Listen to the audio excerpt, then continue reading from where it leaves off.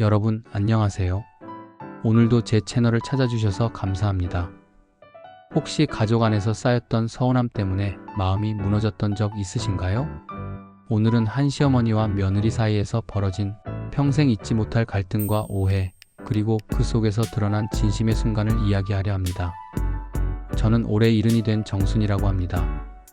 남편과는 오래전에 사별했고 그 후 홀로 지내다가 결국 아들 부부와 한 집에서 살게 되었습니다. 처음 며느리 지연이는 참 따뜻했습니다. 어머님, 저희랑 같이 사세요. 혼자 계시면 외롭잖아요. 그 말에 저는 눈물이 핑 돌았습니다. 아, 내가 아직도 누군가에게 필요한 사람이구나. 그렇게 시작된 동거는 처음엔 마치 오래된 가족처럼 화목했습니다.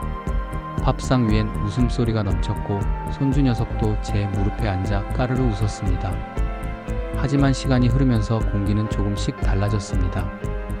저는 손주를 챙겨주고 싶어 간식도 챙기고 교복도 다려주었습니다.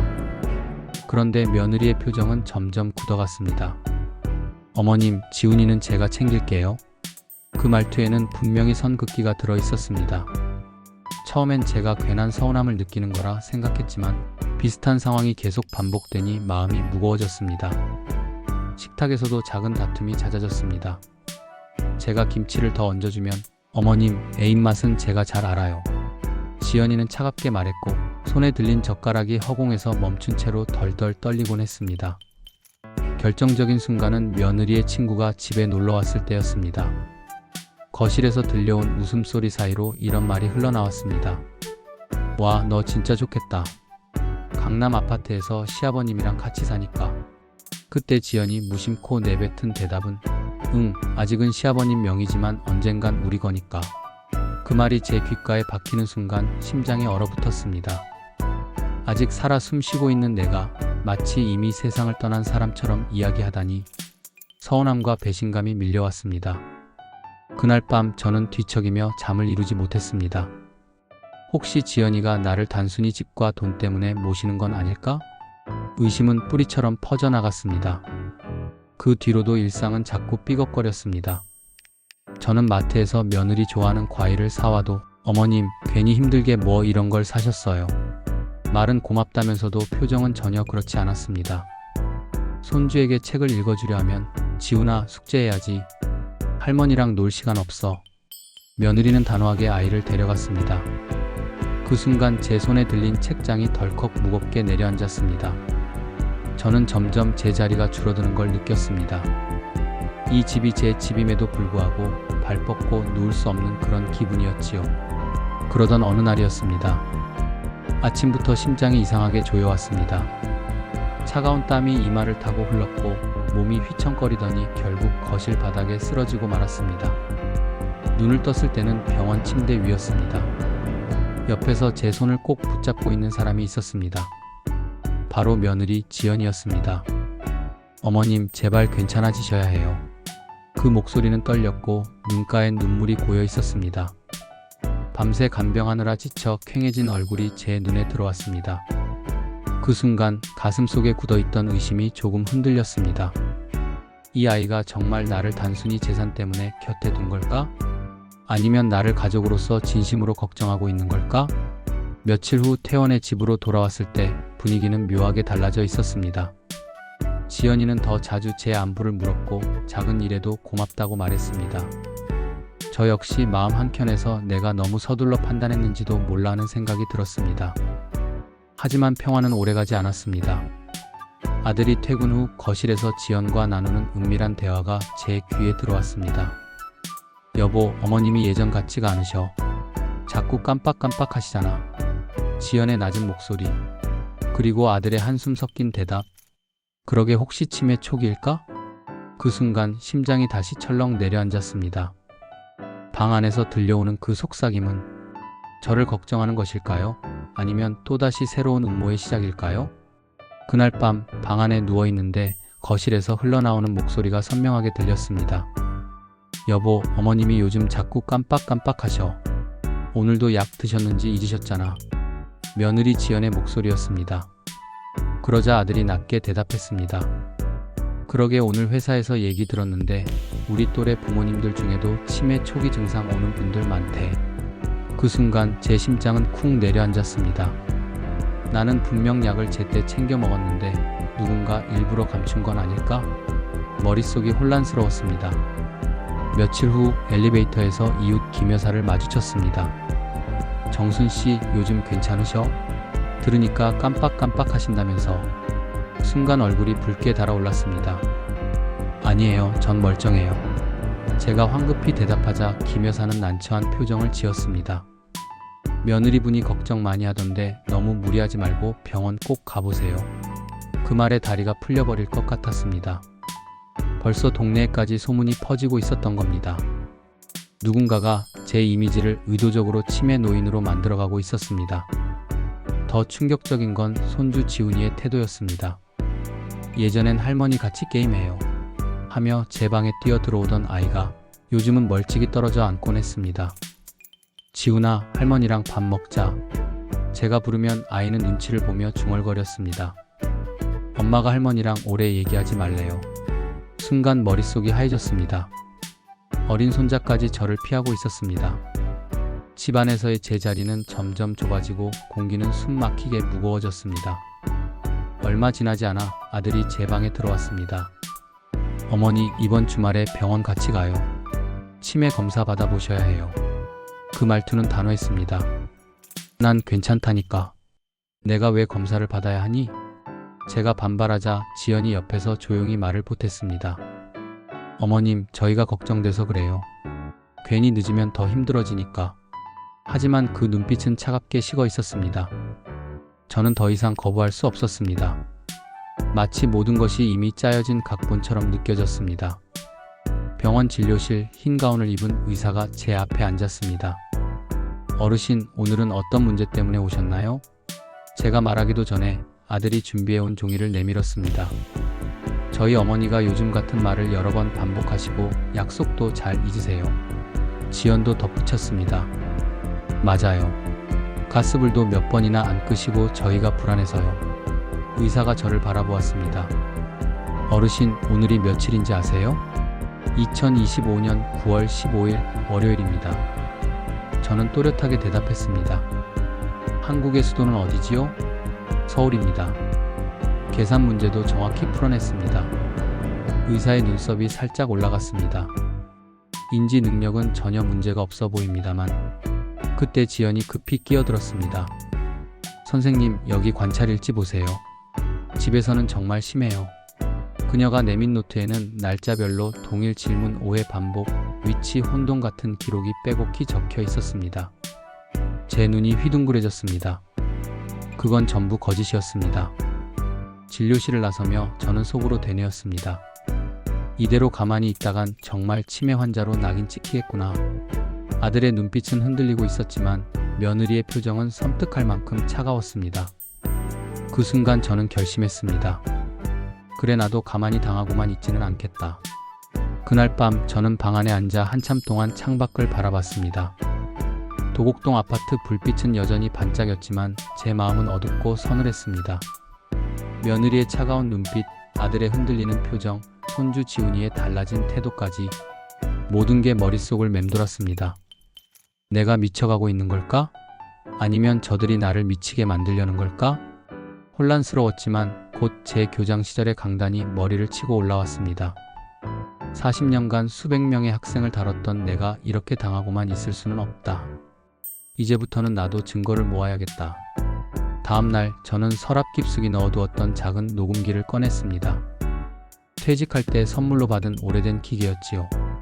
이제 내가 내 무기가 되어야 한다.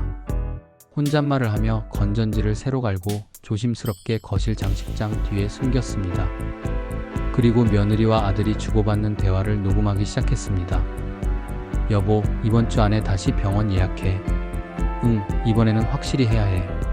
의사가 이상하다고 하면 안 되니까 우리가 더 구체적으로 말해야 해. 그 목소리가 그대로 테이프에 담겼습니다. 저는 손을 부들부들 떨면서도 입술을 꾹 다물었습니다. 그래, 거짓말을 입으로 뱉는 순간부터 그게 다 증거다. 며칠 후 지연이 방에 놓인 서류들을 다시 보게 됐습니다. 7월 10일 같은 질문 5회 반복.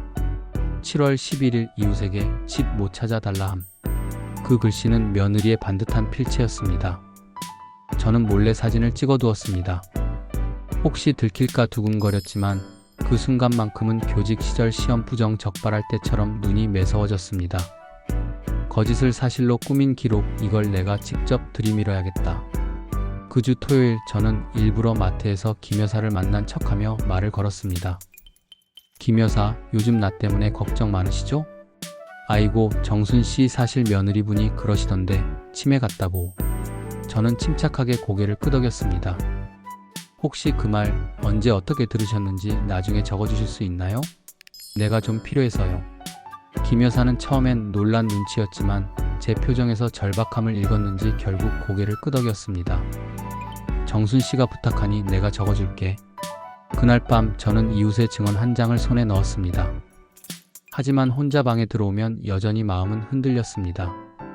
내 자식이, 내 손자가 왜 이런 짓을 할까? 눈물이 베개를 적셨습니다. 아내가 곁에 있었다면 이런 외로움 속에서 힘을 낼 수 있었을까요? 그러나 곧 제 속에서 분노가 끓어올랐습니다. 그래, 내가 무너지면 그게 저들이 원하는 거야. 저는 눈물을 닦고 다시 펜을 들었습니다. 증거들을 날짜별로 정리하기 시작했습니다. 며칠 후 저는 평생 믿을 수 있는 제자 김태우에게 전화를 걸었습니다. 지금은 부동산을 하는 친구 같은 제자였지요. 태우야, 선생님이 좀 어려운 일을 겪고 있다. 제가 조심스럽게 말을 꺼내자 그는 단번에 대답했습니다. 말씀만 하세요. 제가 도와드릴게요. 그 순간 제 마음에 작은 빛이 들어왔습니다. 세상 모두가 등을 돌린 건 아니구나. 아직 날 믿어주는 사람이 있구나. 이제 준비는 거의 끝났습니다. 녹음 파일, 사진으로 남긴 가짜 관찰일지, 이웃의 증언서, 그리고 믿을 만한 제자. 저는 작은 파일철에 이 모든 걸 모아 책상 서랍에 넣었습니다. 손으로 그 파일을 꼭 쥐며 속으로 다짐했습니다. 이제 너희들이 날 속이려 하면 나도 가만히 있지 않을 거다. 며칠 뒤 지연은 아들과 함께 다시 병원에 갈 준비를 하고 있었습니다. 거실 테이블 위엔 두툼한 서류철이 놓여 있었는데 그 안에는 며느리가 정성 들여 꾸며놓은 관찰일지와 동네 이웃들의 거짓 증언서까지 포함되어 있었습니다. 그녀는 입가에 미묘한 미소를 띠며 중얼거렸습니다. 이번엔 절대 실패하지 않아. 이번엔 반드시 진단받게 할 거야. 저는 제 방에서 그 모습을 지켜보며 차갑게 웃었습니다. 이미 저는 모든 대화를 녹음했고 그녀가 조작한 증거들을 사진으로 남겨두었지요. 좋다, 끝장을 보자. 병원 진료실로 들어서자 의사가 우리를 맞았습니다. 어르신, 다시 오셨군요. 그동안 어떠셨습니까? 제가 대답하기도 전에 아들이 재빨리 말을 꺼냈습니다. 선생님, 어머니가 상태가 점점 심해지고 계십니다. 같은 말을 반복하고 밤중에 길을 나서시기도 하셨어요. 그 말에 저는 고개를 들었습니다. 길을 나섰다고? 난 단 한 번도 그런 적이 없는데. 그러자 지연이 눈을 치켜뜨며 일지를 내밀었습니다. 여기 보세요. 날짜별로 다 기록해놨습니다. 의사는 그 서류를 훑어보더니 고개를 갸웃했습니다. 이상하군요. 지난번 검사 때는 전혀 문제가 없었는데. 그때였습니다.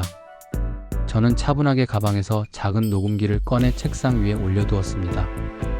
선생님, 저도 제 증거가 있습니다. 들어보시지요.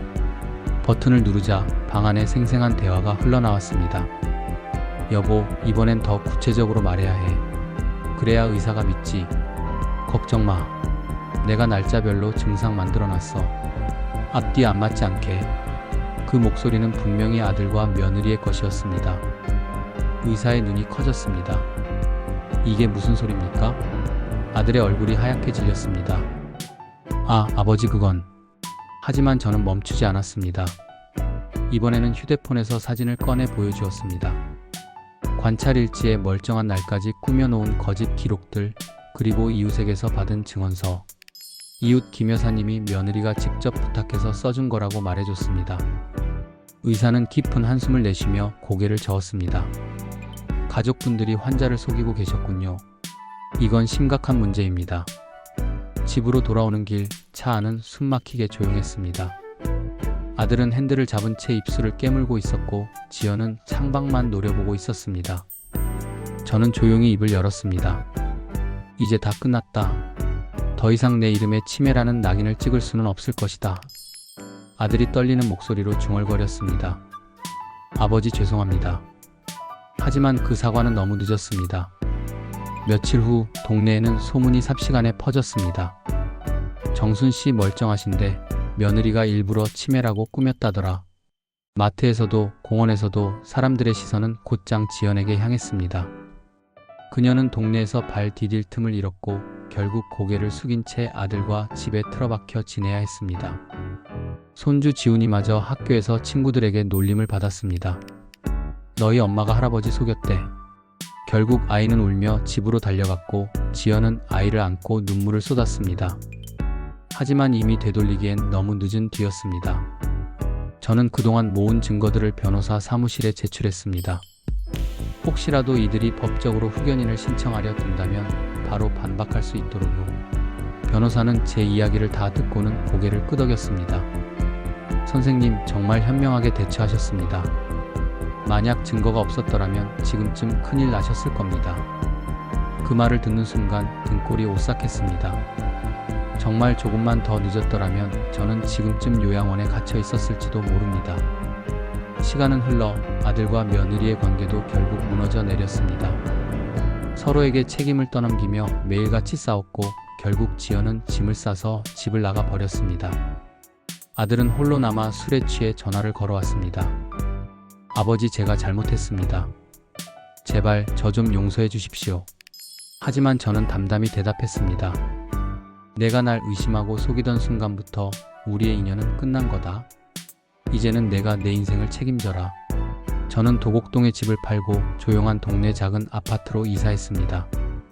새로 산 집은 넓지도 화려하지도 않았지만 제게는 세상에서 가장 편안한 공간이었습니다. 아침이면 공원에서 산책을 하고 오후에는 복지관에서 글씨 연습도 하고 저녁에는 이웃과 차를 마시며 담소를 나눕니다. 예전처럼 누군가의 눈치를 보지 않아도 되고 언제든 제 마음대로 살아갈 수 있었습니다. 어느 날 손녀 예진이가 찾아왔습니다. 딸 은정의 아이였지요. 할아버지 저 보고 싶으셨죠? 그 아이의 맑은 미소를 보는 순간 제 눈가가 촉촉해졌습니다. 그래, 아직 나를 진심으로 아끼는 가족이 있구나. 저는 손녀의 손을 꼭 잡으며 말했습니다. 예진아, 기억해라. 세상에서 가장 소중한 건 돈이 아니라 마음이란다. 아무리 가까운 가족이라도 마음이 멀어지면 함께할 수 없는 거야. 밤이 되어 창밖을 바라보며 저는 지난 시간을 떠올렸습니다. 분노와 배신, 눈물과 고통이 뒤섞였던 나날들. 하지만 결국 저는 제 힘으로 제 삶을 지켜냈습니다. 그리고 깨달았습니다. 나이는 숫자에 불과하다는 것. 언제든 스스로 선택하고 스스로를 지킬 수 있다는 것. 이렇게 제 이야기는 여기서 마무리됩니다. 저는 이제 더 이상 억울한 노인이 아니라 제 삶을 주도하는 자유로운 사람으로 살아가고 있습니다. 여러분, 혹시 지금 누군가에게 억울하게 몰리고 계신가요? 그렇다면 꼭 기억하세요. 증거를 모으고 스스로를 지켜내야 한다는 것. 그리고 무엇보다 자신을 믿는 마음을 절대 잃지 마시길 바랍니다. 오늘도 끝까지 들어주셔서 감사합니다. 좋아요와 구독은 제게 큰 힘이 됩니다. 여러분 모두 평안하시길 바랍니다.